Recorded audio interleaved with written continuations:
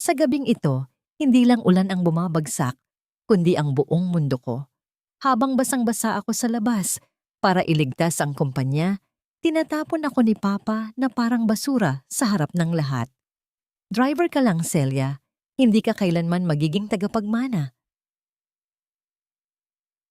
Sabi niya habang suot ng madrasta ko ang mga hiyas na binili ng sarili kong dugo at pawis. Pero maghintay kayo. Sa bawat patak ng luha ko, may imperyong nabubuo sa dilim. Sino nga ba ang tunay na may-ari ng inyong marangyang buhay? Ang laban ay magsisimula na. Wala kang lugar dito, Celia. Amoy kalsada ka.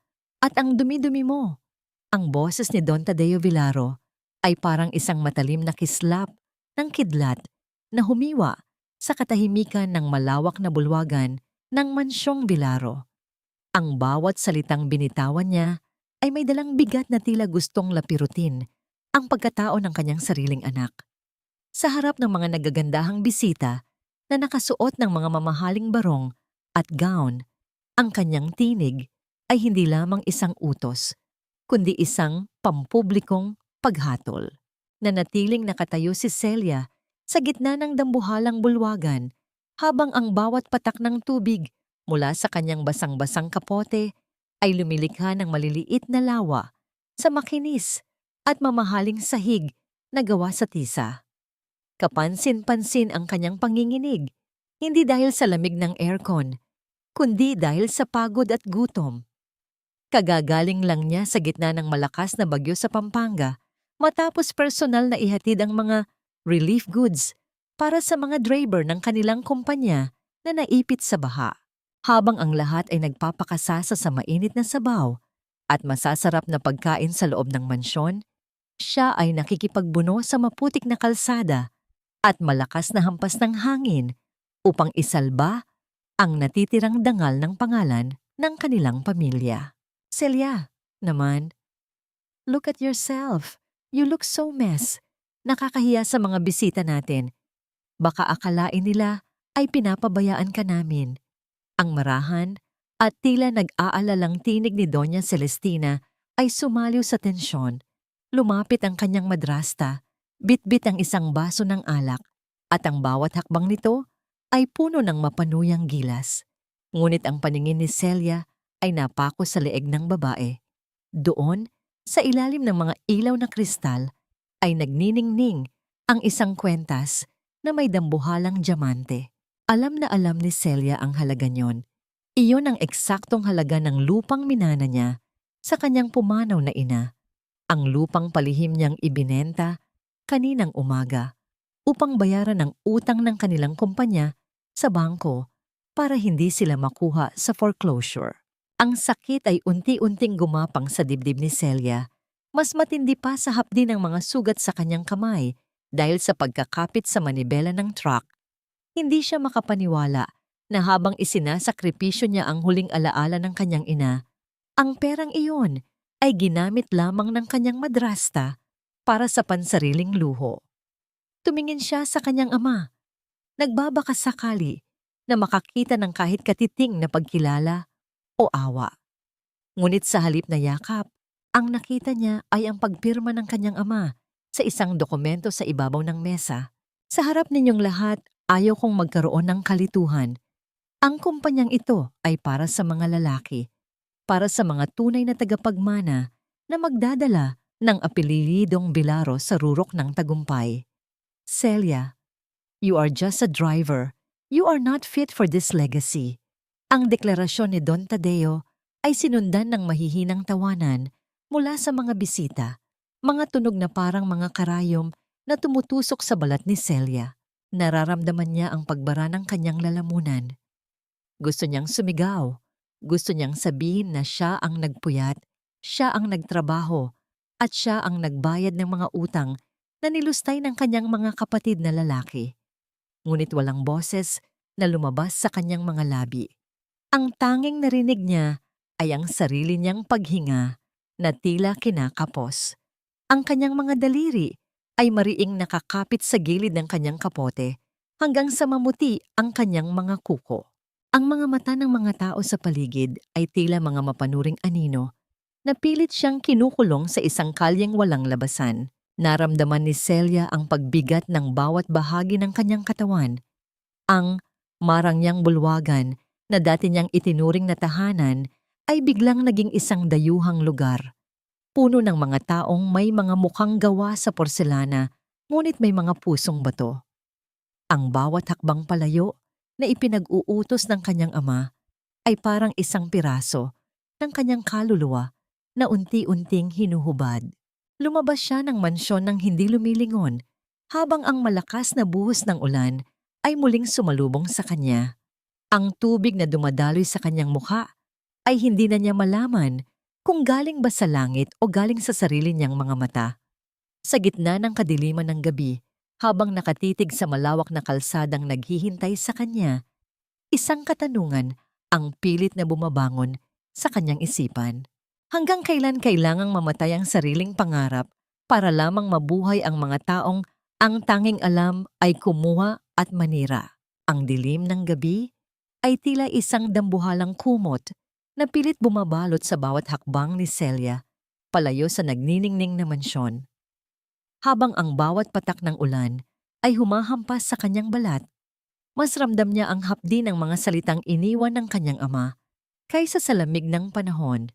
Naglakad siya patungo sa dulo ng malawak na bakuran kung saan nakaparada ang kanyang matandang truck, ang tanging lugar kung saan hindi siya tinatratong basura, ang tanging saksi sa kanyang mga puyat at pagod.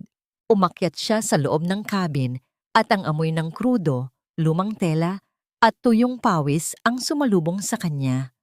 Ipinatong niya ang kanyang mga siko sa manibela at doon, sa gitna ng katahimikan na tanging pag-ugong lamang ng malakas na hangin sa labas ang naririnig, dahan-dahang bumagsak ang kanyang mga balikat.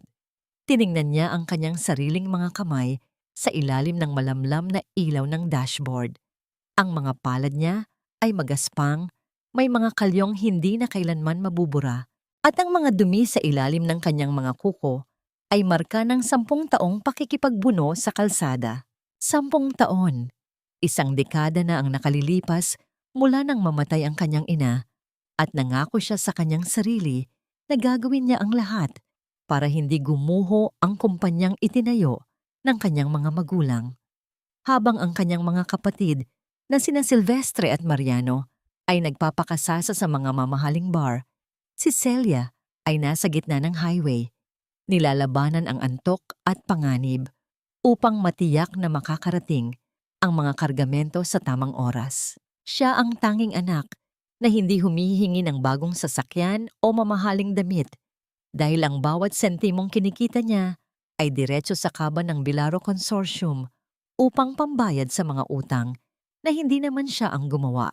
Naalala niya ang mukha ni Mariano noong nakaraang buwan nang lumapit ito sa kanya habang siya ay nag-aayos ng makina sa garahe. "Ate, I need 200,000. Emergency lang. Please don't tell Papa."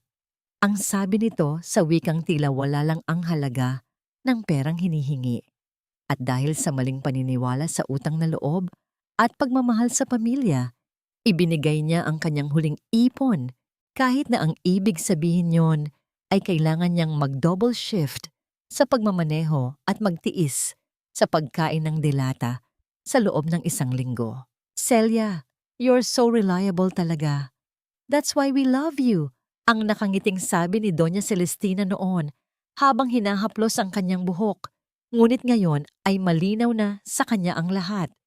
Ang pagmamahal na yon ay may presyo at ang presyo ay ang kanyang buong buhay. Ginawa siyang aliping walang bayad, isang kagamitang kinuha ang lahat ng pakinabang at itinapon ng hindi na kailangan.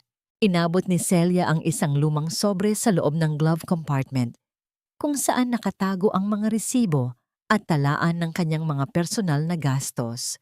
Ngunit sa paghila niya rito, may isang piraso ng papel na sumama, isang dokumentong nahulog marahil mula sa folder ni Mariano noong huling beses na sumakay ito sa truck upang hiramin ang kanyang sasakyan. Binuksan niya ang tupi ng papel at ang bawat salitang nakasulat doon ay tila isang kutsilyong unti-unting humihiwa sa kanyang natitirang pasensya. Iyon ay isang promissory note, isang kasunduan sa isang ilegal na pasugalan sa labas ng Maynila. Ang nakakalulang halaga ng utang ay hindi ang nagpatigil sa kanyang paghinga, kundi ang nakasulat na collateral. Ginamit ni Mariano ang pondo para sa sweldo ng mga driver sa darating na kinsenas upang itaya sa isang laro ng baraha na alam nitong talo na siya simula pa lang.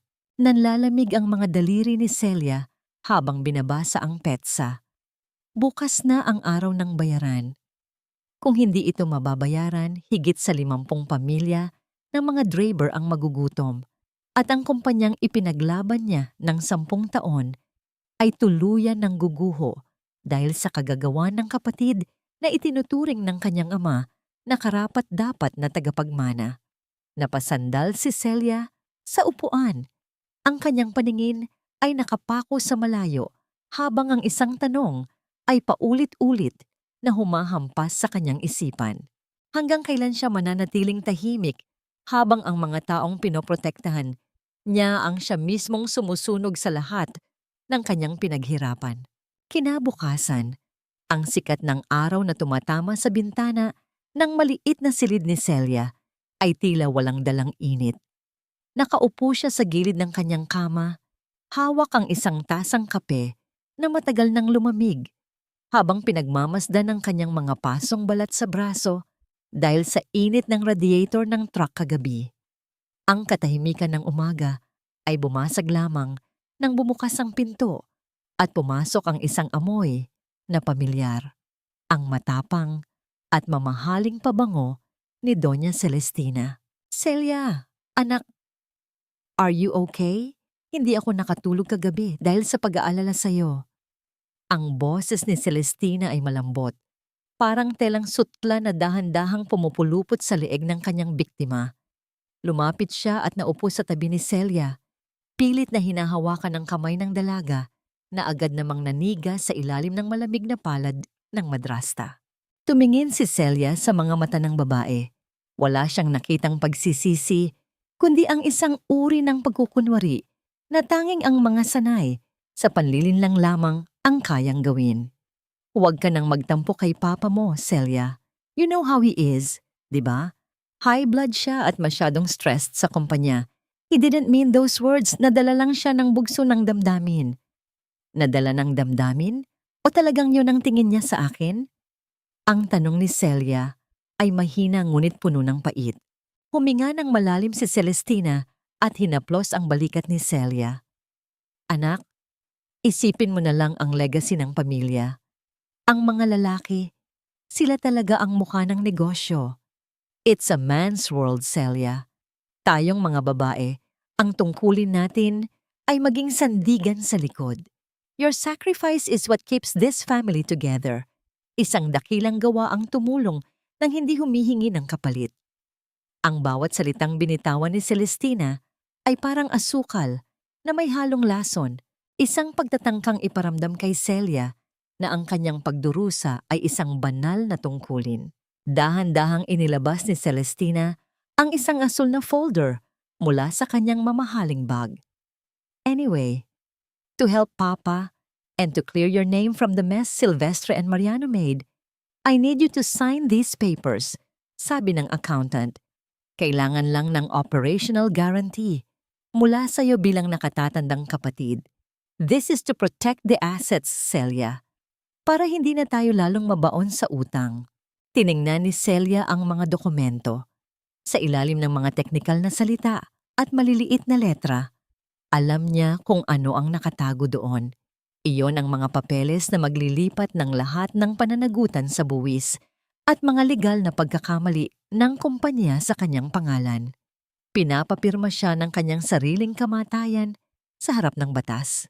Kung sakaling bumagsak ang Villaro Consortium, siya ang pupunta sa kulungan habang ang kanyang ama at mga kapatid ay mananatiling malaya at mayaman.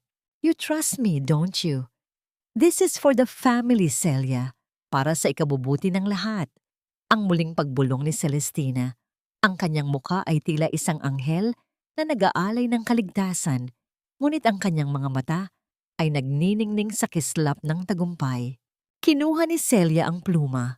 Nararamdaman niya ang panginginig ng kanyang mga daliri, hindi dahil sa takot, kundi dahil sa pagkamuhi na tila sumasabog na sa loob ng kanyang dibdib. Pinagmasdan niya ang nakangiting mukha ni Celestina, ang babaeng ilang taon na siyang ginagamit at tinatapakan. Sa isang sandali, naalala ni Celia ang lahat ng gabi na siya ay nag-iisa sa dilim, ang lahat ng luha na hindi niya ipinakita. Ibinaba ni Celia ang dulo ng pluma sa papel. Isang mabilis at matatag na pirma ang kanyang iniwan. Sabela Villaro. Thank you, anak. You're really the hero of this family. I'll make sure Papa knows about this. Ang masayang sabi ni Celestina habang mabilis na kinuha ang folder at tumayo. Hindi na nito hinintay ang sagot ni Celia at agad na lumabas ng silid. Ang tunog ng kanyang mga takong sa pasilyo ay tila isang kanta ng tagumpay. Ngunit nang sumara ang pinto, hindi yumuko si Celia para umiyak. Sa halip, dahan-dahan niyang iniangat ang kanyang ulo at tumingin sa kanyang refleksyon sa salamin. Isang kakaiba at misteryosong nangiti ang dahan-dahang gumuhit sa kanyang mga labi. Isang ekspresyong hindi pa nakikita ng kahit na sino sa mansyong yon. Sa loob ng kanyang isipan, ang mga salita ni Amador mula sa kanilang huling pag-uusap ay muling umalingaw-ngaw. Ang pirma na yon ay hindi ang kanyang katapusan. Iyon ang susi na magbubukas sa huling pintuan ng kanyang plano. Ang gabi ay nababalot ng makapal na hamog sa paligid ng pier, kung saan ang amoy ng kalawang at alat ng dagat ay humahalubilo sa usok ng mga naglalakihang sasakyan. Sa isang madilim na sulok ng paradahan, nakatigil ang truck ni Celia. Ang makina nito ay patay na, ngunit ang init ay nananatili pa rin sa bakal. Sa loob ng masikip na cabin, ang tanging nagbibigay ng liwanag ay ang malamlam na kulay mula sa isang maliit na flashlight na nakapatong sa dashboard. Narinig ang mahinang pag-akyat ng isang tao sa gilid ng pinto. At pagkatapos ay ang marahang paglapat ng pintuan na nagdulot ng isang tuyot na tunog sa loob ng kabit. Umupo si Amador Vergara sa tabi ni Celia. Ang kanyang mamahaling Amerikana ay tila hindi nababagay sa luma at mantsyadong upuan ng truck, ngunit ang kanyang mukha ay hindi nagpapakita ng anumang pandidiri. Sa halip, ang kanyang mga mata ay puno ng paggalang at matinding pag-aalala. Celia, nabalitaan ko ang nangyari sa mansyon kanina. Doña Celestina called me. Tuwang-tuwa siya dahil pinirmahan mo raw ang operational guarantees. Ang panimula ni Amador, ang kanyang boses ay mababa at tila nakikipagkumpetensya sa tunog ng malalayong alon na humahampas sa pampang. Bakit mo ginawa yon? You know very well na kapag pumutok ang investigasyon ng BIR, ikaw ang direktang ituturo nila. You practically gave them the rope to hang you. Huminga ng malalim si Celia. Ang kanyang mga kamay ay nananatiling nakahawak sa manibela kahit hindi siya nagmamaneho. Attorney, kailangang isipin ni Papa at Celestina na nananatili akong sunod-sunuran. Kapag naramdaman nilang lumalaban ako, mas lalo nilang hihigpitan ang hawak sa akin. I need them to feel safe in their greed. Iyon lang ang tanging paraan para hindi nila mahalata ang ginagawa natin sa Verdelina. Napailing si Amador, ngunit may bakas ng paghanga sa kanyang mga labi. 10 taon na tayong nagtatrabaho sa dilim, Celia. From a small fleet of 2 trucks, Verdelina Holdings is now a monster in the industry. Nagawa nating bilhin ang mga utang ng pamilya mo nang hindi nila nalalaman. Pero itong huling hakbang mo, it's too risky. You're playing with fire. Ati, ang apoy na ito ang tumunaw sa dangal ko sa harap ng maraming tao sa mansyon kagabi. Ang sagot ni Celia, ang kanyang tinig ay gumaralgal ng kaunti bago muling tumatag. Nakita mo ba ang mukha ni Papa? He looked at me as if I was nothing but a stain on their white floor. At si Celestina, suot niya ang lupang iniwan ni Nanay. I will take everything back, attorney. Hindi para maging mayaman, kundi para ibalik ang katarungan sa bawat draper na ninakawan nila at sa bawat sakripisyong binaliwala nila. Inabot ni Amador ang isang folder na kanina pa niya bitbit. Kung ganoon, handa na ang mga dokumento. Verdelina Holdings has officially acquired 60% of the logistics subcontracting contracts of Vilaro Consortium. In simple terms, Celia, you now own the very air they breathe. One word from you, and their entire operation stops. Pero kailangan nating mag-ingat. Ang galit ni Don Tadeo ay walang pinipili kapag naramdaman niyang nalamangan siya. Sandaling natahimik ang dalawa.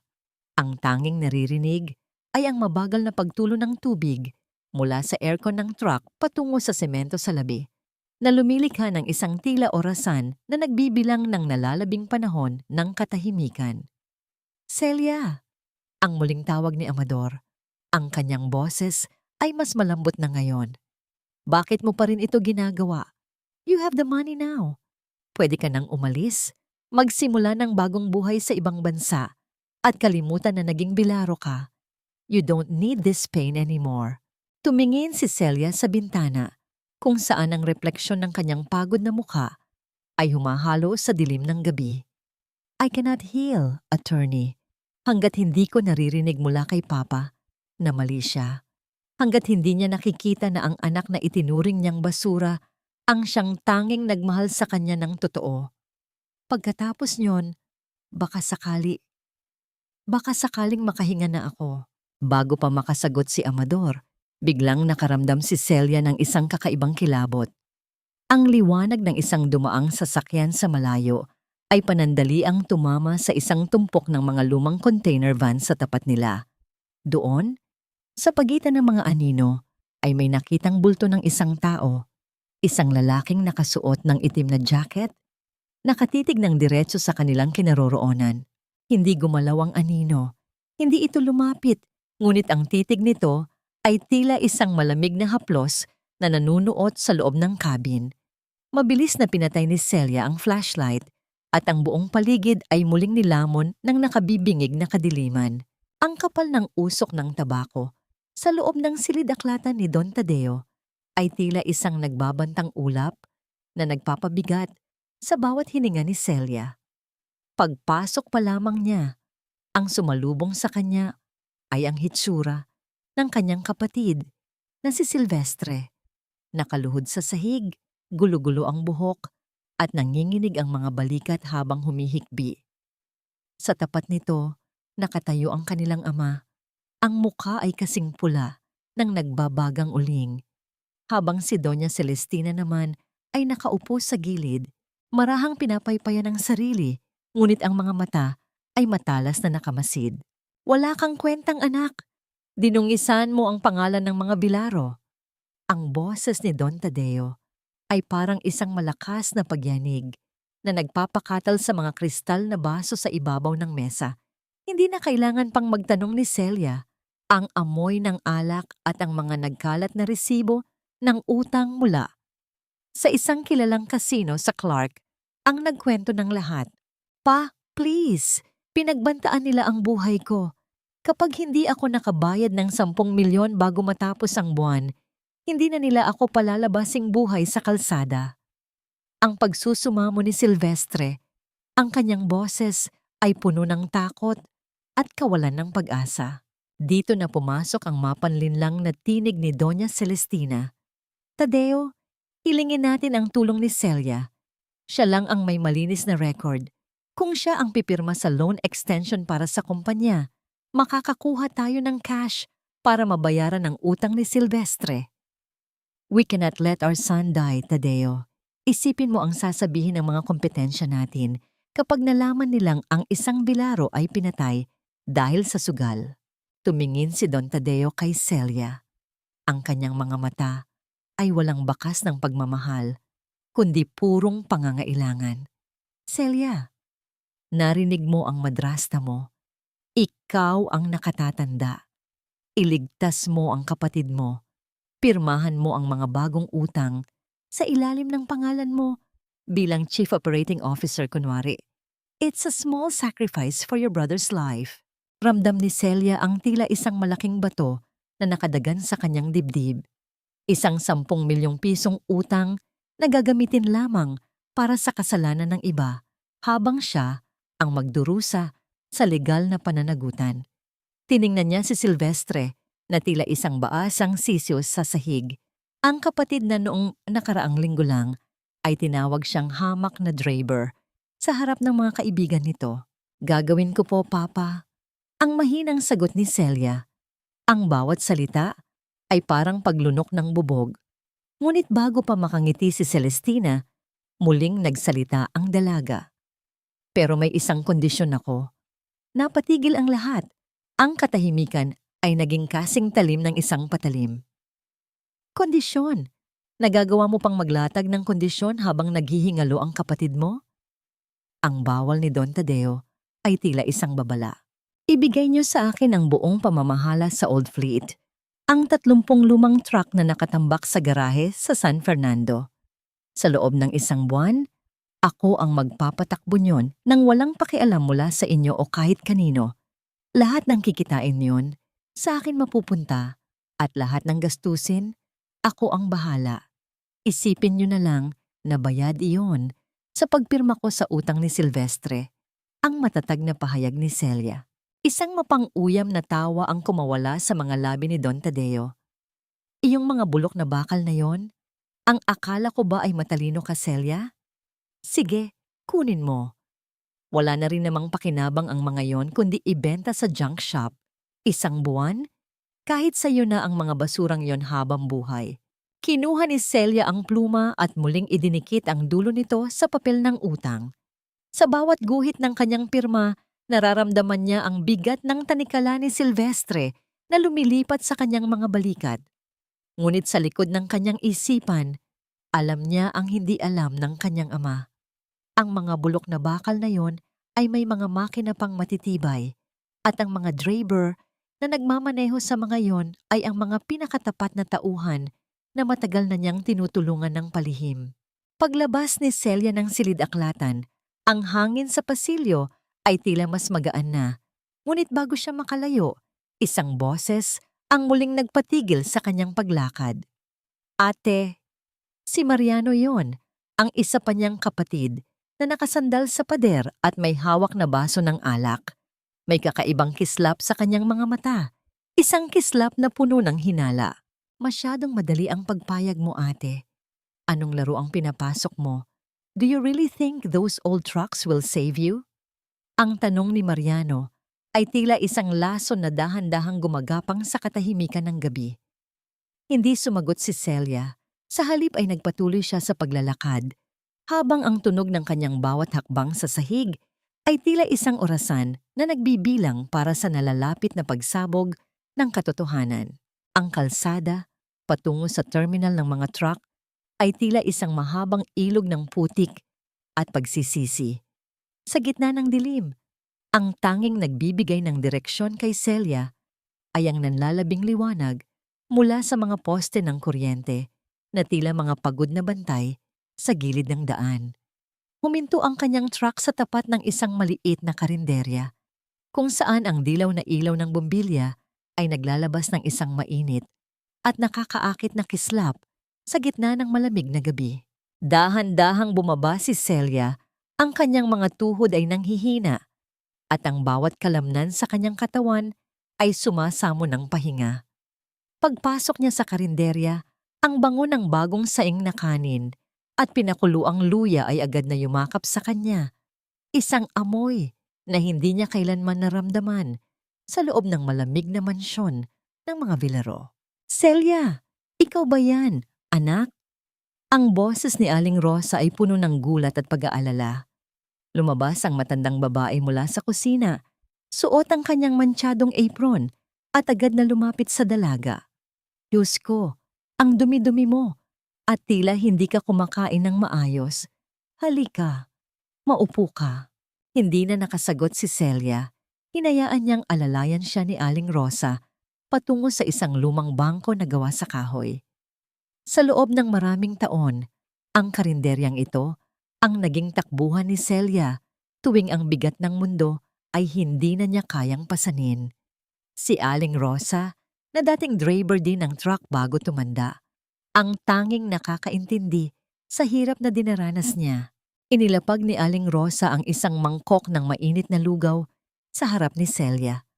Ang usok na lumalabas mula sa mangkok ay tila isang mahinhing sayaw na nagbibigay ng panandaliang ginhawa sa namamanhid na pakiramdam ng dalaga. Kain na anak. Alam kong pagod ka. Hindi lang ang katawan mo, kundi pati ang puso mo. Aling Rosa, bakit ang hirap maging mabuti? Ang tanong ni Celia ay halos pabulong lamang. Ang kanyang mga mata ay nakatitig sa puting usok ng lugaw. Ginawa ko naman ang lahat. Pinirmahan ko na ang lahat ng gusto nila. Pero bakit tila mas lalo lang akong nagiging kaaway sa sarili kong tahanan? Huminga ng malalim ang matanda at hinawakan ang magaspang na kamay ni Celia. Dahil ang kabutihan mo, Celia, ay nagsisilbing salamin sa kanilang kasamaan. At walang sino man ang gustong makita ang sarili nilang dumi. Pero tandaan mo, ang ginto ay dinadaan sa apoy para kuminang. At ikaw, anak, ay ang pinisang ginto sa pamilyang iyan. Mula sa ilalim ng kanyang lamesa, may kinuha si Aling Rosa na isang lumang kahon na yari sa lata. Inilabas niya ang isang sulat na ang papel ay naninilaw na sa kalumaan. Ito, iniwan ito ng nanay mong si Verdelina sa akin bago siya pumanaw. Sabi niya, ibigay ko raw ito sa iyo kapag sa tingin ko ay handa ka na o kapag sa tingin ko ay wala ka ng matakbuhan. Nanginginig ang mga daliri ni Celia habang binubuksan ng sulat. Ang sulat kamay ng kanyang ina ay tila isang tinig mula sa nakaraan na dahan-dahang bumubuhay sa kanyang nanlalamig na diwa. Kay Celia, ang aking matapang na anak, ang panimula ng sulat. Huwag mong hayaang kainin ka ng kanilang kadiliman. Ang iyong ama ay bilanggo ng kanyang sariling takot at pride. Isang araw, kailangan mong piliin ang iyong sarili. Huwag kang matakot na iwan ang kalsadang luma upang gumawa ng sarili mong landas. Ang Verdelina ay hindi lang pangalan ko, anak. Ito ay ang pangako ng isang bagong simula na itinanim ko sa iyong puso. Naramdaman ni Celia ang pag-init ng kanyang mga mata. Ang bawat salita ng kanyang ina ay tila isang gamot na itinatapal sa kanyang mga sugat. Ngunit sa dulo ng sulat, may isang linyang nagpatigil sa tibok ng kanyang puso. Hanapin mo ang susi sa ilalim ng lumang altar sa ating bahay sa probinsya. Doon mo malalaman ang totoong dahilan kung bakit pilit kang itinataboy ng iyong ama. Isang malakas na hampas ng hangin ang nagpadulas sa ilang piraso ng tuyong dahon sa sahig ng karinderya na lumikha ng isang mahinang tunog ng pagkaluskos. Napatingin si Celia sa labas, sa gitna ng kadiliman ng terminal. Ang misteryong iniwan ng kanyang ina ay tila isang bagong kalsadang puno ng panganib, ngunit alam niyang wala na siyang ibang pagpipilian. Ang umaga sa garahe ng mga lumang truck ay binalot ng isang makapal at malagkit na katahimikan, na tila ba ang mismong hangin ay nagbabanta ng isang masamang balita. Habang pinupunasan ni Celia ang grasa sa kanyang mga kamay, nakita niya ang mabilis na pagdating ng sasakyan ni Mariano. Ang paghinto nito ay lumikha ng isang mahabang guhit ng alikabok na dahan-dahang lumutang sa hangin, tila mga anino ng kaguluhan. Masaya ka na ba, ate? Inatake si Papa sa puso. Ang sigaw ni Mariano ay bumasag sa katahimikan. Ang kanyang mukha ay pulang-pula sa galit at puyat. Hindi na naghintay ng sagot ang kapatid. Mabilis nitong sinabi na nawala sa Villaro Consortium ang pinakamalaking kontrata ng kumpanya sa Central Luzon. Isang kontratang kinuha ng isang misteryosong kompetensya na nagngangalang Verdelina Holdings. Sa isip ni Mariano, si Celia ang malas na nagdala ng sunod-sunod na kamalasan sa pamilya. Pagdating ni Celia sa ospital, ang amoy ng gamot at ang malamig na semento ng pasilyo ay tila lalong nagpabigat sa kanyang mga paa.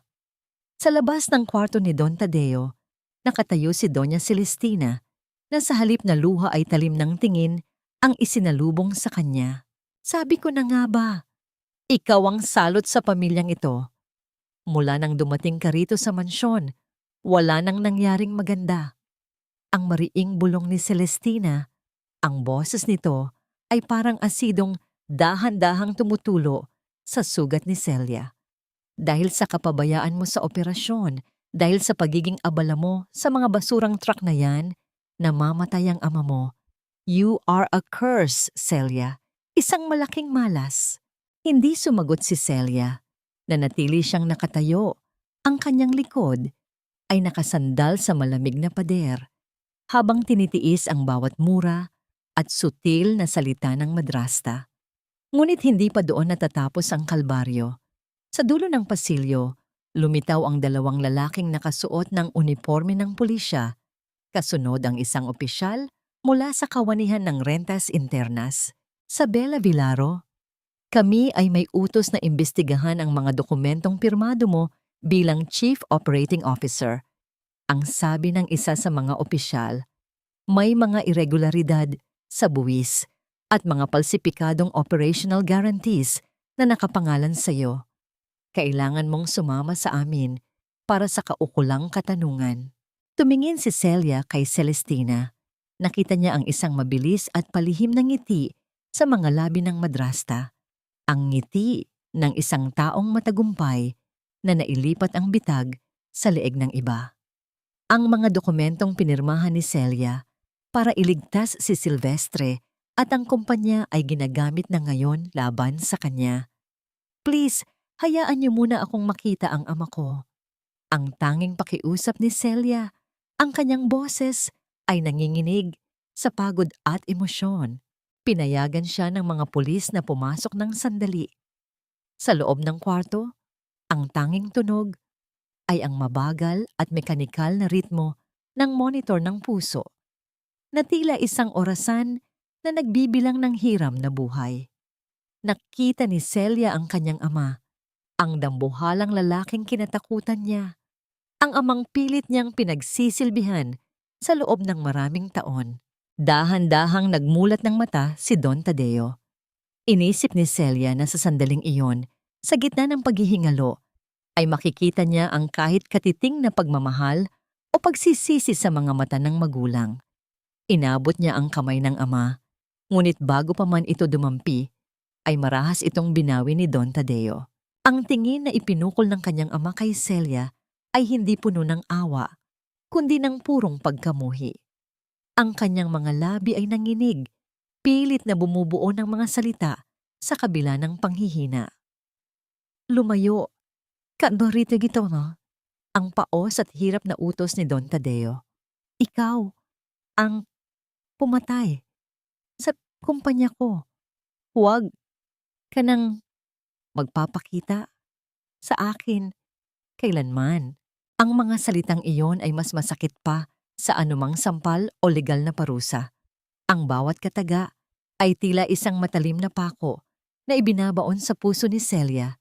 Tinatapos ang huling hibla ng pag-asa na mayroon siyang ama, habang dahan-dahang siyang inaalalayan ng mga pulis palabas ng kwarto. Ang tanging naiwan kay Celia ay ang imahe ng kanyang amang nakatalikod. Itinatakwil ang kanyang pag-iral sa huling pagkakataon. Ang loob ng silid interogasyon ay binalot ng isang malamig at malupit na liwanag mula sa bumbilyang nakasabit sa kisame, na tila ba walang balak kumurap habang pinagmamasdan ang bawat butil ng pawis sa noo ni Celia. Ang amoy ng lumang papel, semento at tuyong tinta ay nanunuot sa kanyang ilong. Isang amoy na malayo sa sariwang hangin ng kalsada na dati niyang kinagisnan. Sa tapat niya, ang mga opisyal ng batas ay tila mga estatwang gawa sa bato. Walang emosyon habang inilalatag ang mga dokumentong may pirma niya. Ang mga dokumentong naging mitya ng kanyang pagkakakulong. Miss Villaro, maliwanag ang nakasulat dito. Pinirmahan mo ang mga operational guarantees sa kabila ng alam mong walang sapat na pondo ang kumpanya. This is a clear case of financial fraud. Ang sabi ng opisyal, ang kanyang tinig ay tuyot at walang bakas ng pakiramdam. Your father is in the hospital and your family is pointing at you as the sole person responsible for these decisions. Huminga ng malalim si Celia. Nararamdaman niya ang panginginig ng kanyang mga kamay sa ilalim ng mesa, kaya mariin niya itong pinagsalikop. Sa kabila ng hapdi sa kanyang puso, dahil sa pagtatakwil ng kanyang ama, may isang bahagi ng kanyang pagkatao na nananatiling matatag. Ang bahaging hinubog ng libu-libong kilometro sa ilalim ng init ng araw at bagsik ng ulan. Dahan-dahan niyang iniangat ang kanyang paningin, hindi bakas ang takot, kundi ang isang uri ng pagtitiis na tila bakal na dumaan sa apoy. I signed those papers, officer. I won't deny that. Ang simula ni Celia, ang kanyang boses ay mahina, ngunit may awtoridad na nagpatigil sa paglipat ng pahina ng opisyal. Pero look at the operational logs attached to those folders. Bilang COO, ang kapangyarihan ko ay limitado lamang sa pagpapatakbo ng mga truck at logistics. Ang daloy ng pera, ang pag-aproba ng mga pondo, at ang pakikipag-ugnayan sa mga bangko ay nanatili sa ilalim ng Treasury at Board of Directors na pinamumunuan ni Silvestre at Mariano Villaro. Inilabas ni Celia mula sa kanyang bulsa ang isang maliit at lumang notebook na puno ng mga sulat kamay. Ito ang aking personal na logbook. Lahat ng utos na natanggap ko, lahat ng perang pumasok at lumabas sa ilalim ng pangalan ko, ay may kaakibat na memo mula sa opisina ni Doña Celestina. I was an operational employee on paper, yes, pero ang control sa pananalapi ay kailanman hindi ibinigay sa akin. Isang driver lamang ako sa paningin nila, hindi ba? Paano ang isang hamak na driver ang siyang magmamanipula ng bilyon-bilyong pisong utang ng isang korporasyon? Ang katahimikan sa loob ng silid ay naging kasing bigat ng isang dambuhalang kargamento. Ang mga opisyal ay nagkatinginan, tila ba naguguluhan sa kalmadong disposisyon ng babaeng nasa harap nila. Inaasahan nilang makakakita ng isang taong lulubog sa iyak at pagmamakaawa, ngunit ang nakaharap nila ay isang taong handang makipagsabayan sa laro ng katotohanan. Sandaling hinawakan ni Celia ang suot niyang luma at kupas na uniforme. Naisip niya ang kanyang mga tauhan sa garahe, ang mga taong umaasa sa kanya.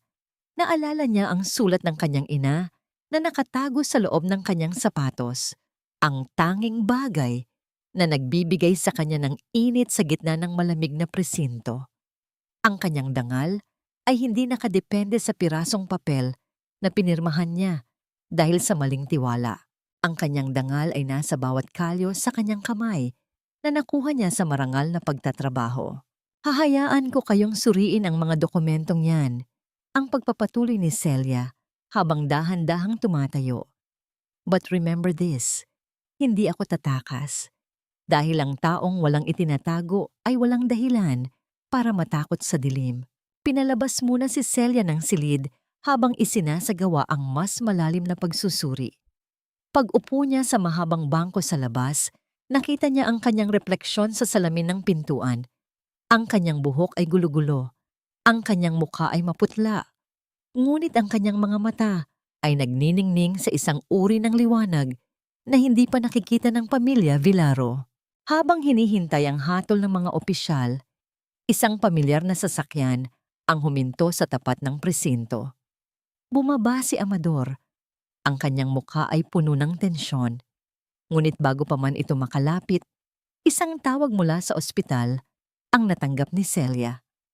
Ang boses sa kabilang linya ay galing sa nurse ni Don Tadeo. Isang balitang muling magpapatibok ng mabilis sa kanyang puso. Miss Villaro, ang inyong ama. Gising na po siya at nagpipilit na makipag-usap sa inyo. Pero may kasama siyang abogado na hindi namin kilala at binabago niya ang lahat ng kanyang mga huling habilin ngayon din. Napatayo si Celia. Ang kanyang paningin ay nagdilim ng sandali. Ang kanyang kalayaan ay abot kamay na sana, ngunit ang huling hagupit ng kanyang ama ay tila ba nagbabantang tuluyan siyang ilibing sa limot. bago pa man siya makapagsimulang muli.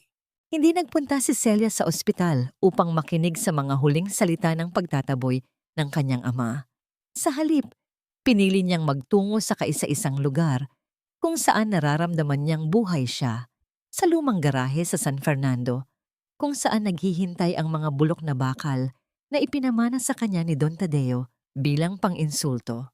Ang amoy ng kalawang, lumang gulong at tuyong lupa ay sumalubong sa kanya.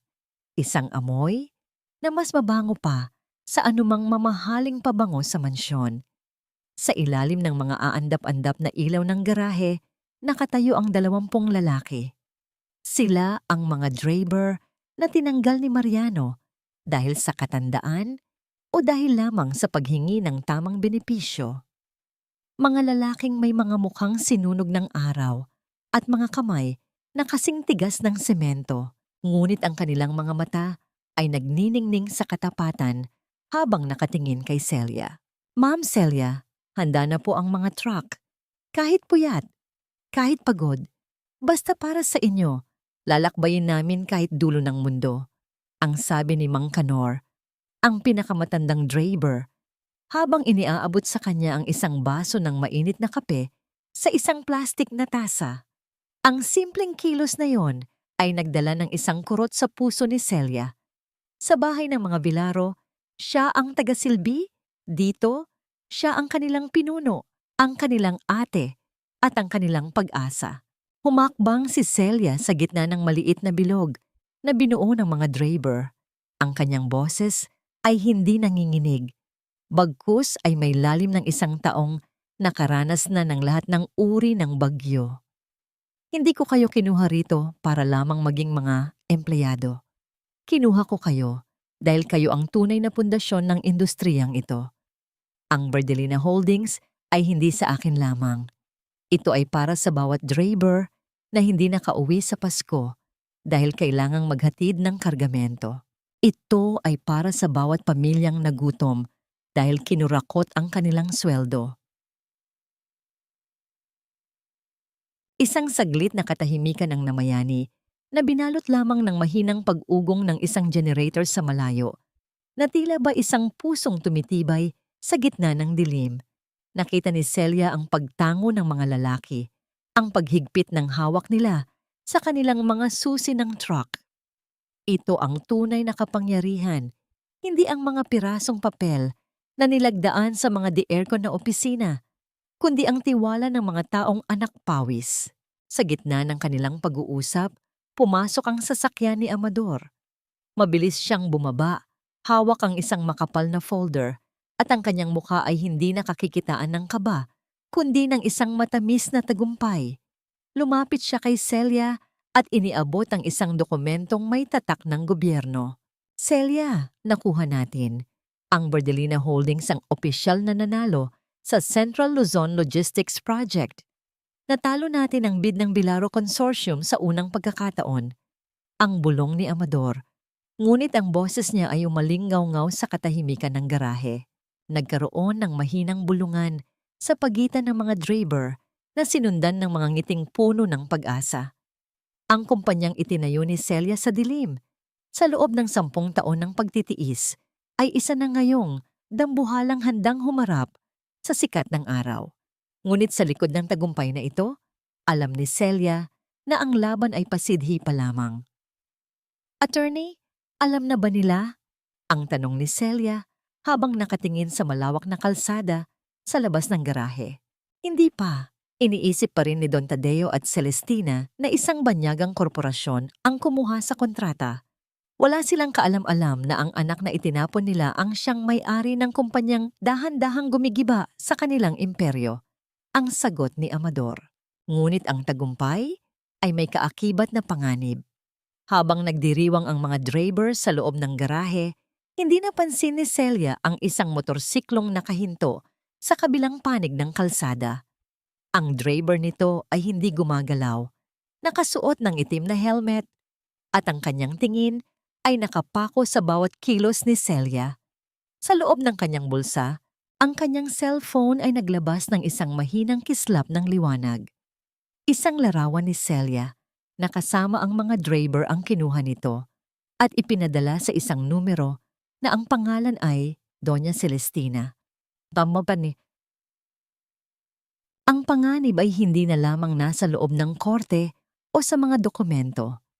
Ngayong nalaman na ng kanyang mga kaaway ang kanyang pinagtataguan, ang bawat hakbang ni Celia ay tila ba paglalakad sa ibabaw ng isang manipis na hibla ng sinulid. Ang katahimikan sa loob ng mansyong Bilaro sa gabing iyon ay tila isang malalim na hukay, mapanganib at mapanlinlang.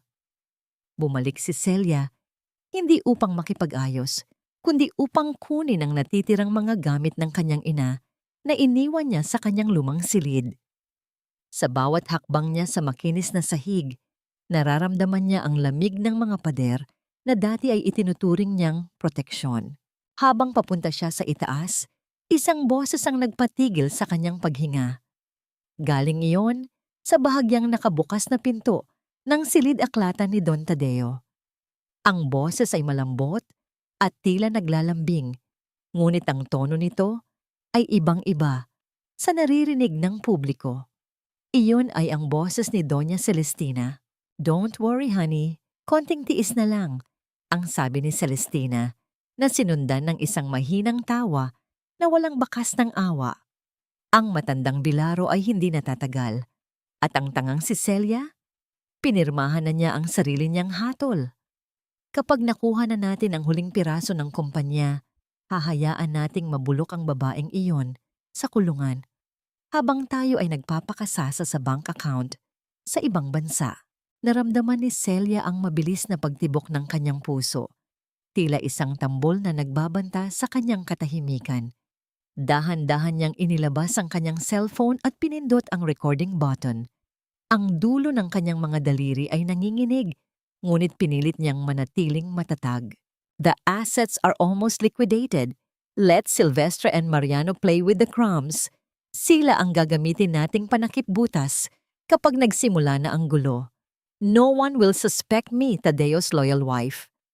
Ang pagpapatuloy ni Celestina habang naririnig ang mahinang pagkalansing ng yelo sa loob ng kanyang baso.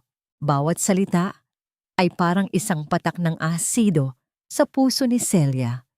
Ang babaeng itinuring niyang pangalawang ina, ang babaeng pilit niyang inunawa, ay wala palang ibang hangad kundi ang sirain ng kanyang pamilya mula sa loob. Ngunit sa gitna ng kanyang pakikinig, isang mabigat na kamay ang biglang pumatong sa kanyang balikat. "What are you doing here, ate?" Ang boses ni Mariano ay puno ng amoy ng alak at panganib. Nakatayo ito sa kanyang likuran. Ang kanyang mga mata ay naniningkit sa ilalim ng malamlam na ilaw ng pasilyo. Mabilis na itinago ni Celia ang kanyang phone sa likod, ngunit huli na. Napansin ni Mariano ang liwanag ng screen. "Is that a phone? Are you recording us? Give it to me." Nagsimula ang isang tahimik, ngunit marahas na giyera ng lakas sa pagitan ng magkapatid. Sinubukan ni Mariano na hablutin ang phone. Ang kanyang mga kuko ay bumaon sa braso ni Celia na nag-iwan ng mga pulang marka. Hindi sumigaw si Celia. Sa halip, ginamit niya ang lahat ng lakas ng kanyang katawan upang protektahan ang ebidensya. Nagkaroon ng mabilis na paggalaw at sa gitna ng kanilang pagbubuno, tumama ang katawan ni Mariano sa isang dambuhalang vase na gawa sa porselana. Ang vase ay bumagsak sa sahig at nagkawatak-watak sa libu-libong piraso, na lumikha ng isang malakas na tunog na umalingaw-ngaw sa buong mansyon, tila ba isang pagsabog sa gitna ng katahimikan. Bumukas ang pinto ng silid-aklatan at lumabas si Celestina. Ang kanyang mukha ay biglang nagbago mula sa pagiging masaya patungo sa isang maskara ng matinding galit. "Anong nangyayari rito?" ang tanong ni Celestina, habang ang kanyang mga mata ay nanunuot sa takot at galit nang makita ang phone sa kamay ni Celia. Mariing hinawakan ni Celia ang kanyang phone kahit nararamdaman niya ang sakit sa kanyang braso. "Alam ko na ang lahat, Celestina. Ang maskara mo ay wala na," ang sabi ni Celia. Ang kanyang boses ay malamig at puno ng paninindigan. Ngunit bago pa makahakbang si Celia patungo sa hagdan, mabilis na hinarangan ni Mariano ang kanyang daanan, habang si Celestina naman ay dahan-dahang lumalapit mula sa likuran. Ang paligid ay tila lumiit, at ang mansyong dati niyang tahanan ay naging isang kulungan kung saan ang mga lobo ay handa ng sumunggab. Ang hangin sa loob ng bulwagan ay tila naging kasing lagkit ng lason. Bawat hininga ni Celia ay puno ng pagsisisi at matinding panganib. Nakatayo siya sa gitna ng mga piraso ng basag na porselana. Ang kanyang mga paa ay napapalibutan ng mga matatalim na alaala ng nakaraan. Sa harap niya, ang mukha ni Mariano ay namumula sa galit at impluwensya ng alak. Habang sa likuran ay unti-unting lumalapit si Doña Celestina. Ang bawat hakbang nito ay tila isang manununggab na hayop na dahan-dahang kinukubkob ang kanyang biktima. Ibigay mo sa akin ang phone na yan, Celia. Huwag mong subukan ang pasensya ko. Ang boses ni Mariano ay gumaralgal, isang halo ng takot at pagmamayabang. Sa isang mabilis at hindi inaasahang pagkakataon, iniangat ni Mariano ang kanyang kamay at dinaluhong si Celia. Naramdaman ni Celia ang isang matinding paghampas ng palad sa kanyang kaliwang pisngi, isang puwersa na nagdulot ng biglang pag-init ng kanyang balat at bahagyang pagkahilo. Hindi siya sumigaw, nanatili siyang nakatayo, kahit na nararamdaman niya ang malapot at malansang lasa ng dugo sa loob ng kanyang bibig. Ang sakit ng sampal ay hindi hihigit sa hapdi ng katotohanang ang sarili niyang kapatid ay handang saktan siya para lamang protektahan ang isang kasinungalingan. Is that all you can do, Mariano? Ang boses ni Celia ay lumabas na malamig at matatag. Kahit na ang kanyang buong katawan ay nanginginig sa kaba, tumingin siya ng diretso sa mga mata ng kapatid. Ang kanyang paningin ay tila isang matalim na bakal na tumutusok sa natitirang konsensya nito. 10 taon kitang binuhat. 10 taon ko kayong pinakain mula sa pawis ko. At ito ang isasagot mo sa akin? Napatigil si Mariano, tila nabigla sa kawalan ng takot ng kanyang ate. Ngunit si Celestina ay hindi papayag na matapos ang gabi nang hindi niya nakukuha ang gusto. Mariano, huwag kang makinig sa kanya. She's trying to manipulate you again. Kunin mo ang ebidensya. Bago pa muling makakilos si Mariano, mabilis na tumalikod si Celia at tumakbo patungo sa kanyang silid. Narinig niya ang mabibigat na hakbang ng kapatid na sumusunod sa kanya. Ang tunog ng bawat pagtapak sa sahig ay tila isang orasan na nagbabala ng kanyang nalalapit na pagbagsak. Pagpasok niya sa silid, agad niyang ibinalandra ang pinto at mabilis na pinihit ang susi. Ang tunog ng paglapat ng trangka ay nagbigay sa kanya ng ilang segundong kapayapaan. Sa loob ng kanyang silid, ang bawat gamit ay tila nagpapaalam. Mabilis niyang kinuha ang isang lumang bag na yari sa tela. Isinilid ang larawan ng kanyang ina at ang maliit na kahon na naglalaman ng mga liham ni Aling Rosa. Wala siyang dinalang mamahaling damit. Wala siyang kinuha na kahit anong galing sa pera ng mga Vilaro. Ang tanging bitbit niya ay ang kanyang dangal at ang katotohanang nakatago sa loob ng kanyang cellphone. Narinig ni Celia ang marahas na paghampas ni Mariano sa kanyang pinto. Ang kahoy ay tila nagbabantang mabasag sa bawat bayo. Sa labas, naririnig din niya ang matinis na sigaw ni Celestina na nag-uutos sa mga bodyguard na pumasok sa loob ng bahay. Wala na siyang ibang madaanan kundi ang maliit na bintana na nakaharap sa likod ng hardin. Sa huling pagkakataon, tiningnan ni Celia ang kanyang silid, ang kulungang itinuring niyang tahanan sa loob ng maraming taon. Huminga siya ng malalim, isinakbit ang bag, at dahan-dahang lumabas sa pasimano ng bintana. Ang ulan ay muling bumuhos, tila nakikiramay sa kanyang paglisan. Habang ang kanyang mga paa ay tumatama sa maputik na lupa, naramdaman ni Celia ang isang uri ng kalayaan na may kasamang matinding pait. Naglakad siya palayo, hindi lumingon sa mansyong unti-unting lumiliit sa kanyang paningin. Ang bawat hakbang sa putikan ay parang paglilinis sa kanyang kaluluwa mula sa dumi ng pamilyang Vilaro. Ngunit sa gitna ng kanyang paglalakad sa dilim, isang kaisipan ang nagpatigil sa kanya. Paano kung ang ebidensyang hawak niya ay hindi sapat? Paano kung sa huli, ang pera at kapangyarihan pa rin ni na Celestina ang magwagi? Tumigil si Celia sa tapat ng kalsada, basang-basa at nanginginig habang ang liwanag ng isang papalapit na sasakyan ay dahan-dahang tumatama sa kanyang mukha. Hindi niya alam kung kaibigan ba o kaaway ang naghihintay sa loob ng sasakyang yon, ngunit alam niyang wala na siyang balikan. Ang liwanag ng umaga sa bagong opisina ng Berdelina Holdings ay hindi nagmumula sa mga dambuhalang kristal na chandelier na dati niyang nakikita sa mansyon, kundi sa payak ngunit malinis na sinag ng araw na tumatama sa mga bintanang salamin. Sa loob ng silid na ito, ang amoy ng bagong pintura at sariwang kape ay nagbibigay ng isang uri ng kapayapaan na matagal nang ipinagkait kay Celia. Wala na ang kanyang lumang kapote.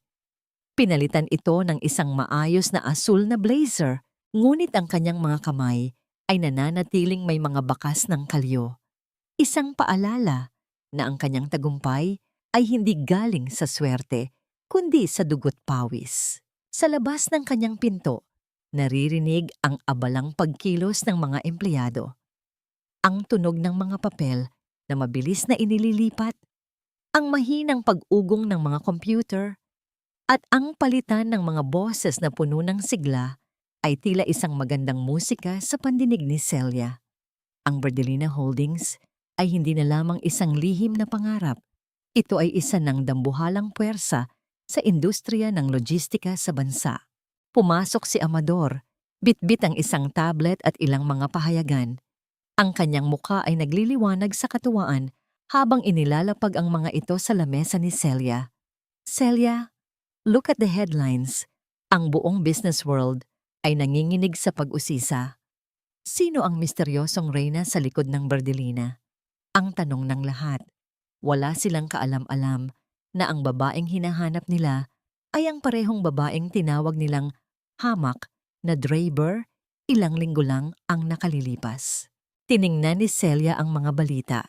Ang Vilaro Consortium ay unti-unti nang bumabagsak. Dahil sa pagkawala ng mga pangunahing kontrata at ang pagkabulgar ng mga irregularidad sa buwis, na pilit na ibinibintang sa kanya, nagsimulang mag-alisan ang mga kliyente nito. Mas malala pa, ang mga Draper na dating nagtatrabaho para kay Don Tadeo ay isa-isang lumilipat sa Berdelina, dala ang kanilang katapatan at husay. Ati, kamusta ang pagbili natin sa mga kumpanya sa ilalim ng consortium? Ang tanong ni Celia ay diretso at puno ng awtoridad. Tagumpay, Celia. Dahil sa laki ng utang ni na Silvestre at Mariano, napilitan silang ibenta ang 3 malalaking warehouse at ang main terminal sa Pampanga. Berdelina Holdings na ang bagong may-ari ng mga ari-ariang yon. We are literally eating them from the inside out. Ang sagot ni Amador. Sandaling natahimik si Celia. Hindi siya nakaramdam ng katuwaan sa pagbagsak ng kanyang pamilya, kundi isang uri ng malalim na pagtitiis. Ang bawat warehouse na nakukuha niya ay parang isang piraso ng kanyang pagkatao na dahan-dahang nabubuo muli.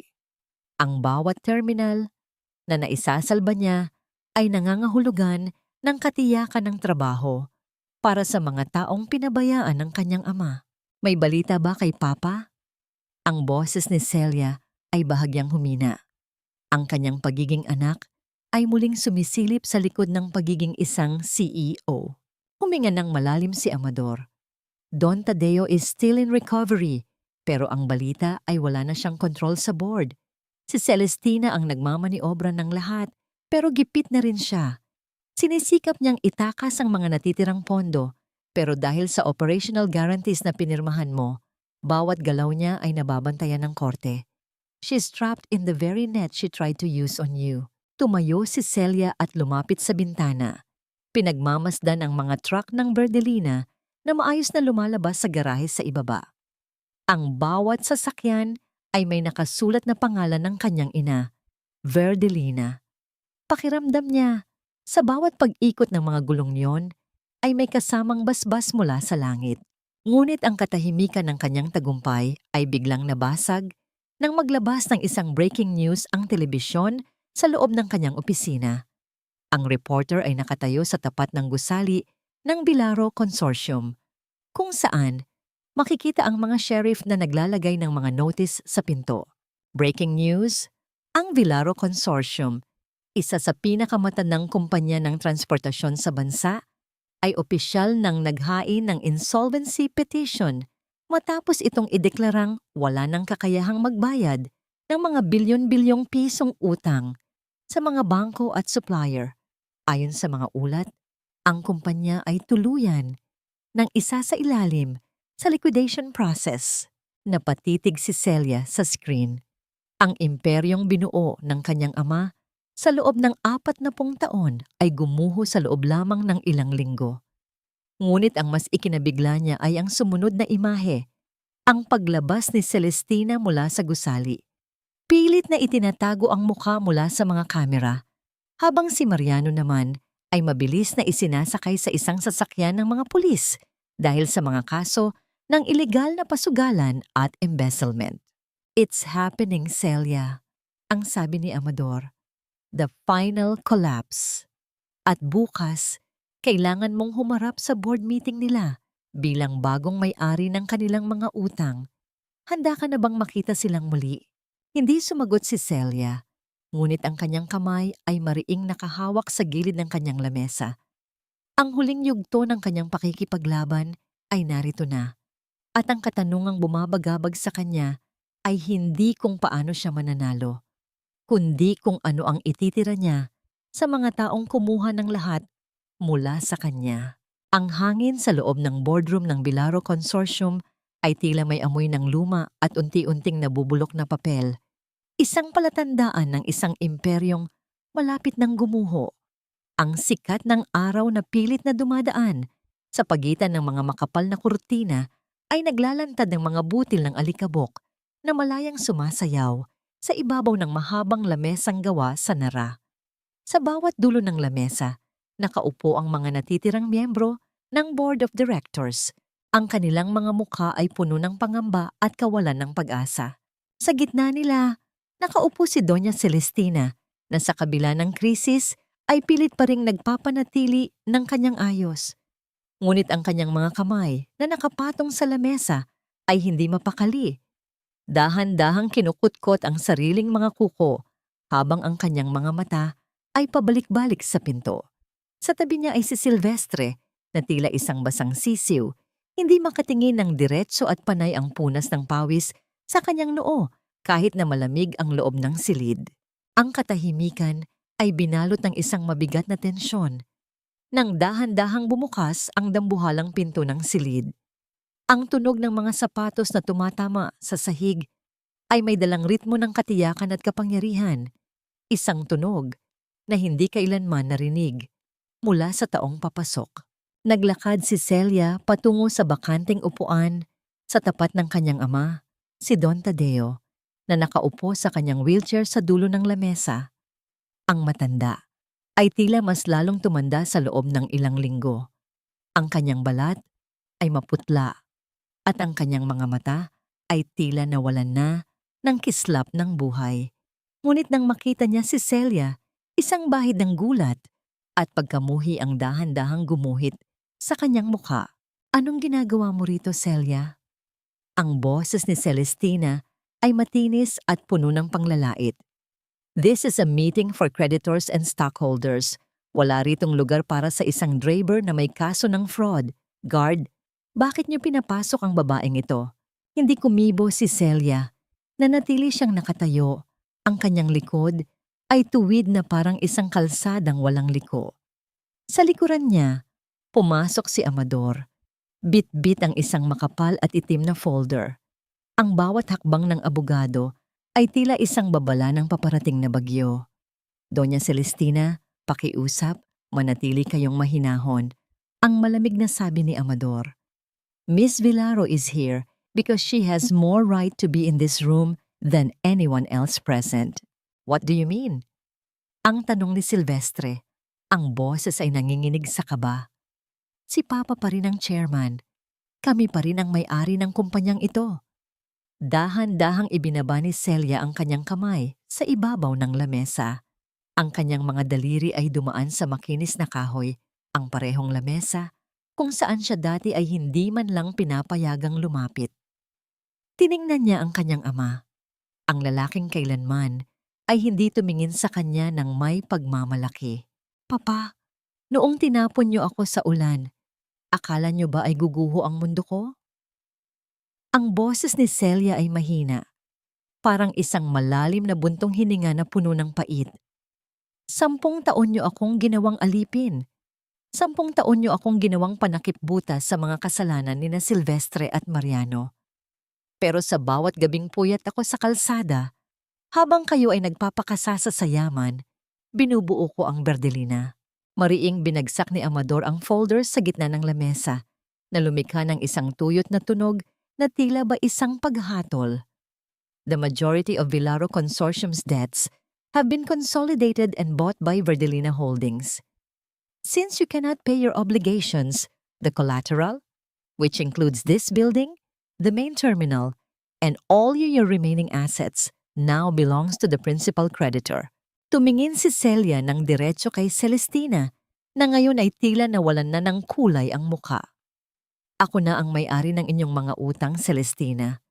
At sa araw na ito, ang bawat sentimong ninakaw mo, ang bawat luhang ipinatak ko dahil sa iyo, ay may kabayaran na. Napatayo si Silvestre, tila hindi matanggap ang naririnig. Impossible! Driver ka lang. Saan ka kukuha ng ganoong kalaking pera? You must have stolen it from us. I didn't steal anything, Silvestre. Ang matatag na sagot ni Celia. I worked for it. I built it from the ground up. While you were busy gambling away the sweat of our workers, ang Verdelina ay binuo ng mga taong kinalimutan nyo. Ang bawat driver na tinanggal nyo, ang bawat pamilyang ginutom nyo, sila ang bumubuo ng kumpanya ko ngayon. Tumingin si Celia kay Don Tadeo. Nakita niya ang panginginig ng mga kamay ng kanyang ama, ang pagtulo ng isang butil ng luha mula sa mga matang dati ay puno ng diktadura. Inasahan ni Celia na mararamdaman niya ang saya ng tagumpay, ngunit ang tanging naramdaman niya ay isang malalim na pagkaawa sa matandang lalaking nawalan na ng lahat, pati na ang sarili niyang dangal.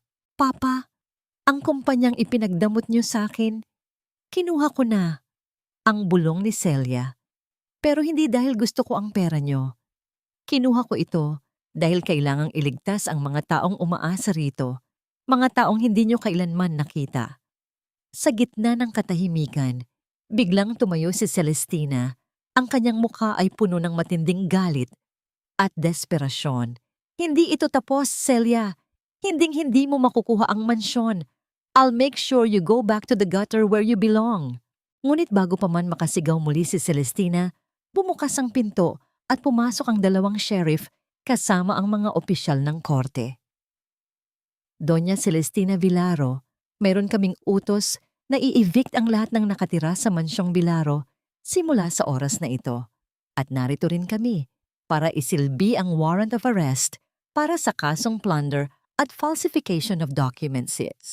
Ang sigaw ni Celestina ay bumasag sa katahimikan ng boardroom habang dahan-dahang tumayo si Celia at tumalikod. Hindi niya tiningnan ang paghila ng mga pulis sa kanyang madrasta o ang paghagulgol ni Silvestre sa sahig. Sa kanyang bawat hakbang palayo, nararamdaman niya ang unti-unting pagluwag ng tanikala sa kanyang puso. Ngunit nang makarating siya sa pintuan, muli siyang lumingon kay Don Tadeo. Ang matanda ay nakatitig lamang sa kanya. Ang kanyang labi ay tila bumubuo ng isang salitang matagal ng gustong marinig ni Celia. Ngunit sa halip na tunog, ay tanging hangin lamang ang lumabas. Ang katanungang naiwan sa hangin ay simple. Magagawa ba ng tagumpay na punan ang puwang ng isang amang hindi kailanman naging ama? Ang bawat yabag ng sapatos ni Celia sa makintab na pasilyo ng kumpanya ay tila isang mabigat na hatol ng tadhana na umaalingaw-ngaw sa bawat sulok ng gusali. Sa labas ng boardroom, ang kaguluhan ay tila isang pelikulang dahan-dahang naglalaho sa dilim. Ang mga metal na bahagi ng posas na naglalapat sa mga pulso ni Doña Celestina ay naglabas ng isang malamig at tuyot na tunog. Isang hudyat na ang kanyang kapangyarihang binuo sa kasinungalingan ay tuluyan ng gumuho. Hindi niyo ako pwedeng hawakan. I am the wife of Tadeo Villaro. Celia, pagsisisihan mo ito. Ang boses ni Celestina ay gumaralgal sa galit at takot habang pilit siyang inaalalayan ng mga pulis palabas ng gusali. Ang kanyang mamahaling alampay ay sumasayad na sa sahig, nawalan na ng dating ningning, habang ang mga empleyadong dati niyang minaliit ay tahimik na nakamasid. Ang kanilang mga mukha ay kababakasan ng isang uri ng lihim na katuwaan. Sa kabilang panig, si Silvestre ay nakasandal sa pader. Ang kanyang mga tuhod ay nanghihina hanggang sa dahan-dahan siyang naupo sa sahig. Ang kanyang mukha ay basang-basa ng pawis at luha habang tinitingnan ang mga dokumentong nagpapatunay ng kanyang mga nakaw na yaman. Ate, please, huwag mo kaming ipakulong. Pamilya tayo, di ba? Utang na loob, ate, patawarin mo ako. Ang kanyang pagsusumamo na tila isang batang nawawala sa dilim. Tumingin si Celia sa kanyang kapatid, ngunit ang kanyang mga mata ay hindi kakikitaan ng galit, kundi ng isang malalim at nakakapagod na awa. Ang utang na loob, Silvestre, ay hindi isang lisensya para manira ng buhay ng iba. Binigyan kita ng maraming pagkakataon, pero mas pinili mong ubusin ang dugo ng kumpanyang ito para sa sarili mong bisyo. Ngayon, ang batas na ang sasagot sa iyo. Dahan-dahang lumapit si Celia sa kanyang ama na nananatiling nakaupo sa wheelchair sa gitna ng silid. Ang dambuhalang lalaki na dati ay kinatatakutan ng lahat ay tila isang maliit at basag na estatwa na lamang. Ang panginginig ng kanyang mga kamay ay hindi na maikubli at ang bawat paghinga niya ay may dalang tunog ng pagsisisi na hindi na mabigkas ng kanyang mga labi. Papa, ang mahinang tawag ni Celia. Ang kanyang tinig ay tila isang haplos ng hangin na puno ng pait. Ang lahat ng ito, ang gusaling ito, ang yaman, ang pangalan, lahat ito ay itinuturing ninyong mas mahalaga kaysa sa akin. Sinakripisyo niyo ang sarili ninyong anak para sa isang pangarap na gawa sa buhangin. Iniangat ni Don Tadeo ang kanyang ulo. Ang kanyang mga mata ay puno ng tubig na dahan-dahang dumadaloy sa kanyang mga kulubot na pisngi. Ang kanyang labi ay gumalaw, pilit na bumubuo ng isang salitang matagal nang kinalimutan ng kanyang puso. Patawad, anak, ang paos, at halos hindi marinig na bulong ng matanda.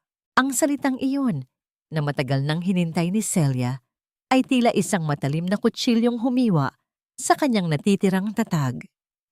Naramdaman niya ang pagbara ng kanyang lalamunan at ang mabilis na pagtibok ng kanyang puso. Inasahan niyang gagaan ang kanyang pakiramdam, ngunit sa halip, naramdaman niya ang bigat ng isang tagumpay na binuo sa gitna ng pagkawasak ng kanyang sariling pamilya. Ang kapatawaran, Papa, ay hindi nakukuha sa isang salita lamang. Ito ay isang mahabang kalsada na kailangan nating lakbayin ng magkahiwalay. Ang sabi ni Celia habang dahan-dahang hinahaplos ang nangangatog na kamay ng ama sa huling pagkakataon bilang may-ari ng kumpanya. I'll make sure you are taken care of. Dadalhin kita sa isang maayos na pasilidad kung saan may mga doktor na titingin sa'yo. Pero ang mansyong Villaro, kailangan na nating bitawan yon. Iniutos ni Celia sa kanyang mga tauhan na alalayan ng kanyang ama palabas. Habang pinapanood niya ang wheelchair na dahan-dahang inilalabas sa boardroom, ang bawat pag-ikot ng mga gulong niyon ay tila isang pahina ng kanyang buhay na tuluyan ng nagsasara. Naiwan si Celia sa loob ng dambuhalang silid kasama si Amador na tahimik na nakatayo sa isang sulok. Tumingin siya sa malawak na bintana kung saan makikita ang mga truck ng Berdelina na maayos na nakapila sa ibaba, handa nang maglakbay patungo sa iba't ibang panig ng bansa. Ang araw ay dahan-dahang lumulubog na nagbibigay ng isang kulay kahel na kislap sa buong paligid. Celia, tapos na ang laban. Nakuha mo na ang katarungang ipinaglalaban mo, ang sabi ni Amador. Ang kanyang boses ay puno ng paggalang. Huminga ng malalim si Celia. Ang kanyang mga mata ay nakapako sa malayo. Katarungan, attorney, o isang paalala na sa dulo ng lahat, tayo rin ang gumagawa ng sarili nating bilangguan. Ngunit bago pa makasagot si Amador, isang tawag mula sa terminal sa Pampanga ang natanggap ni Celia. Ang boses sa kabilang linya ay puno ng kaba. Ma'am Celia, si Mariano po. Tumakas siya sa mga pulis at papunta raw po siya sa mansyon. Sabi ng mga saksi, may dala siyang gasolina at sumisigaw na susunugin niya ang lahat para walang makinabang. Naramdaman ni Celia ang biglang paglamig ng kanyang dugo. Ang tagumpay na akala niya ay payapa na, ay tila nagbabanta pang kumuha ng huling sakripisyo. Ang mansyong Vilaro ay tila isang dambuhalang kabaong nagawa sa semento at ginto sa ilalim ng madilim na langit. Habang mabilis na pinapatakbo ni Celia ang kanyang truck patungo sa pamilyar na gate, ang matapang at nakahihilong amoy ng gasolina ay tila sumasalubong na sa kanya sa hangin. Paghinto ng sasakyan, hindi na siya nagatubiling bumaba. Ang bawat hakbang niya sa damuhan ay puno ng kaba, ngunit ang kanyang puso ay mas matigas pa sa bakal ng kanyang minamanehong truck. Pagpasok niya sa loob ng malawak na sala, ang sumalubong sa kanya ay ang hitsura ni Mariano. Magulo ang buhok, basang-basa ng pawis at may hawak na isang plastik na lalagyan ng gasolina. Ang kanyang mga mata ay naniningkit sa galit at desperasyon, tila isang hayop na nasukol sa isang sulok. Ang mga mamahaling muebles at ang mga luma at malalaking painting ng kanilang mga ninuno ay basang-basa na ng likidong nagbabanta ng kamatayan. Huwag kang lalapit, ate. Susunugin ko ang lahat. Kung hindi rin lang mapupunta sa akin ang mansyong ito, walang pwedeng makinabang. Walang Berdelina na titira rito. Ang sigaw ni Mariano ay gumaralgal, isang halo ng giyak at tawa na puno ng kabaliwan. Dahan-dahang huminto si Celia. Ilang metro lamang ang layo mula sa kanyang kapatid. Inangat niya ang kanyang dalawang kamay, hindi dahil sa takot, kundi bilang tanda ng kapayapaan. Mariano, tingnan mo ang sarili mo. Sa tingin mo ba ay ito ang gusto ni Papa? Sa tingin mo ba ay ang pagsunog sa alaala ng ating pamilya ang solusyon sa mga pagkakamali mo? Wala ka nang pakialam doon. Ikaw ang sumira sa lahat. Ikaw ang nagsumbong ka kay Celestina. Ikaw ang kumuha ng kumpanya. Ang panginginig ng mga kamay ni Mariano ay naging sanhi ng pagtalsik ng ilang patak ng gasolina sa sahig. Inilabas niya ang isang maliit na lighter mula sa kanyang bulsa. Ang maliit na kislap ng apoy na sumayaw sa dulo ng kanyang mga daliri ay tila isang nagbabagang babala sa gitna ng kadiliman. Hindi ko kinuha ang kumpanya, Mariano. Isinalba ko ito mula sa inyo. Ang mahinang sagot ni Celia, ang kanyang boses ay puno ng isang malalim na pagtitiis.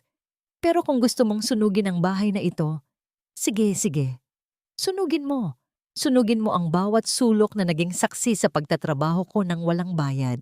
Sunugin mo ang kwarto ni nanay. Pero tandaan mo, kahit maging abo ang mansyong ito, ang katotohanan ay mananatili na kailanman ay hindi mo natutunang mahalin ang pamilyang ito ng higit sa sarili mo. Napatigil si Mariano. Ang kislap ng apoy sa kanyang kamay ay tila unti-unting lumiliit habang pinagmamasdan ang matatag na mukha ng kanyang ate. Sa unang pagkakataon, nakita niya ang sarili sa mga mata ni Celia, isang lalaking nawalan na ng lahat dahil sa sarili niyang kahinaan.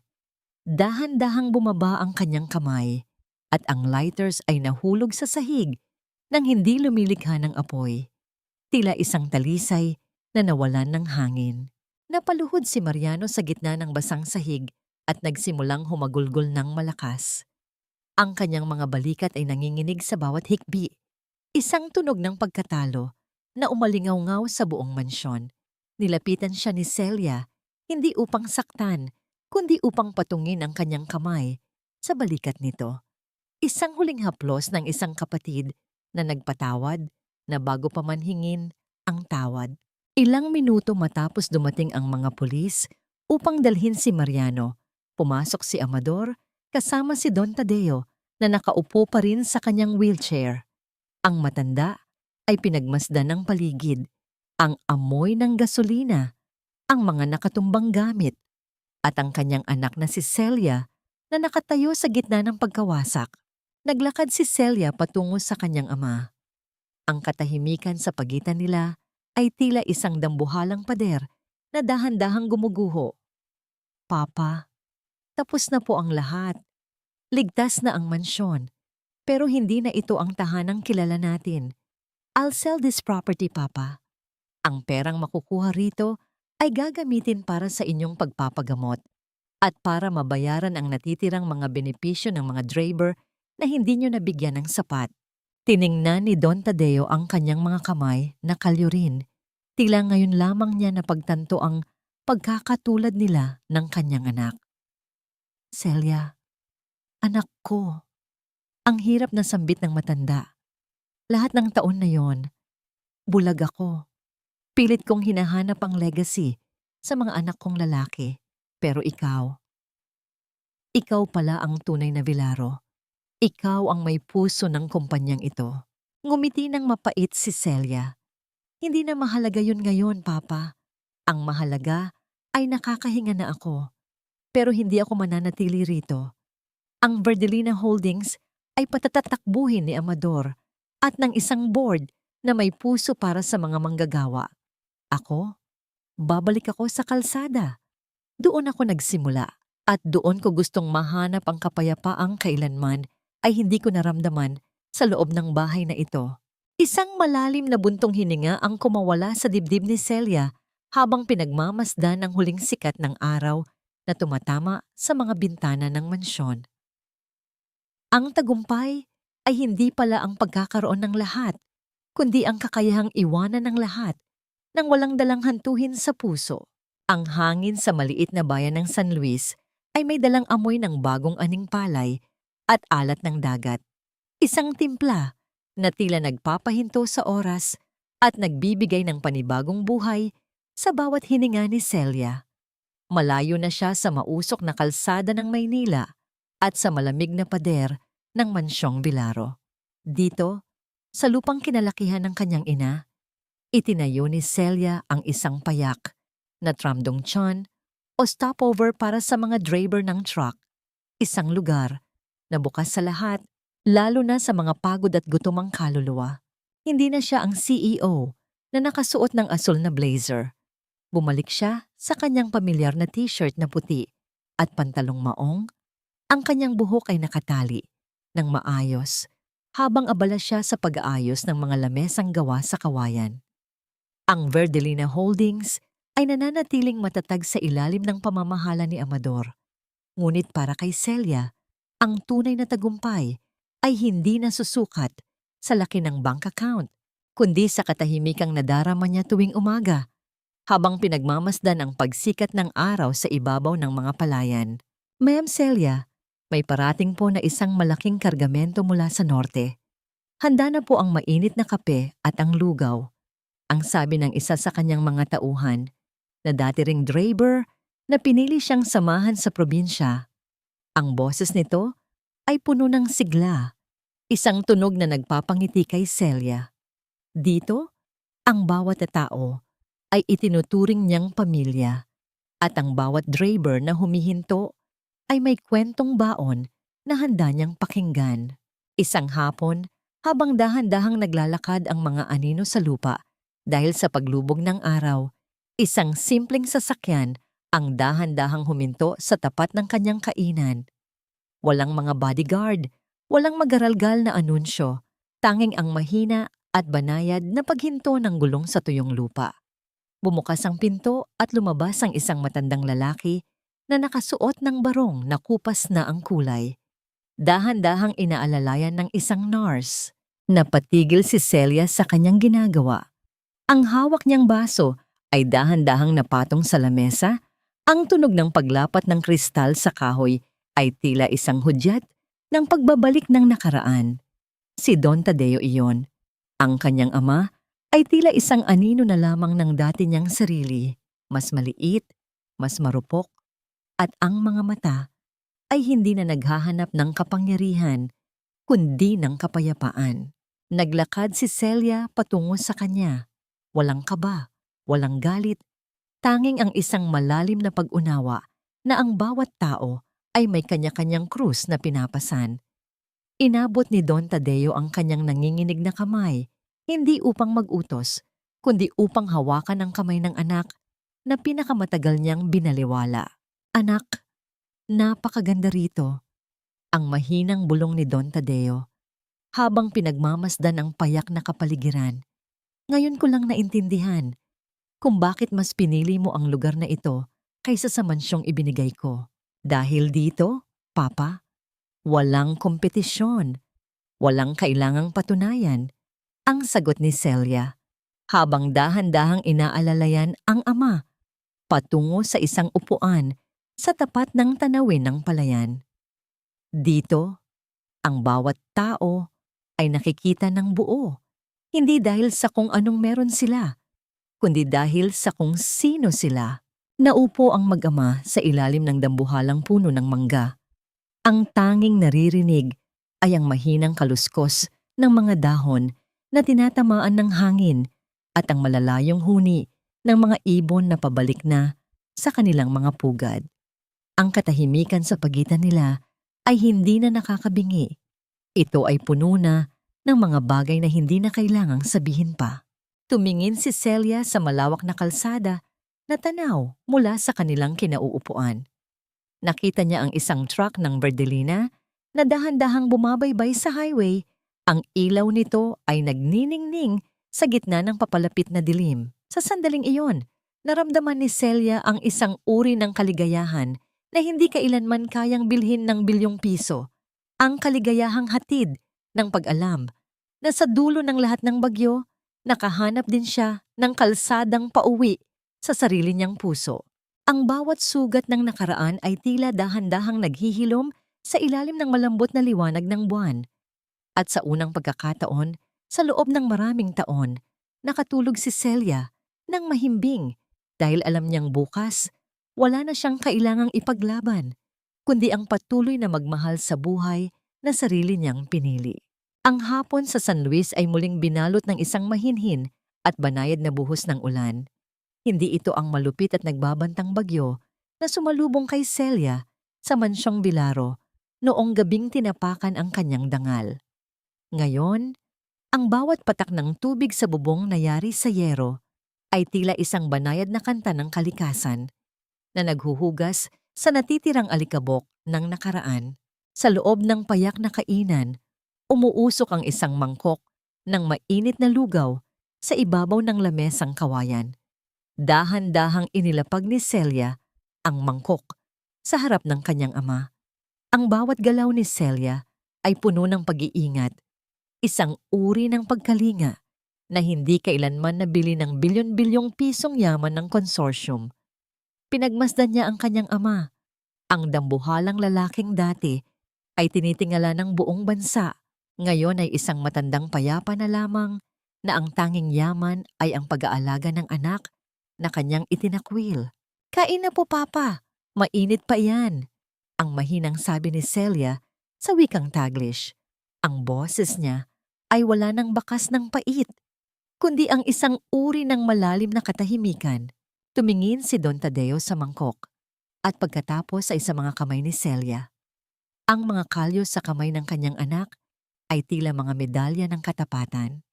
"Celia, sa lahat ng ibinigay ko sa mga kapatid mo, sa huli, ang lugaw mo lang pala ang tunay na magliligtas sa akin." Ang paos na bulong ng matanda. Isang butil ng luha ang dahan-dahang gumapang sa kanyang kulubot na pisngi. At sa sandaling iyon, ang lahat ng pader ng pride at kasalanan ay tuluyan ng gumuho. Sa malayo, Nabalitaan ni Celia ang kinahinatnan ng iba.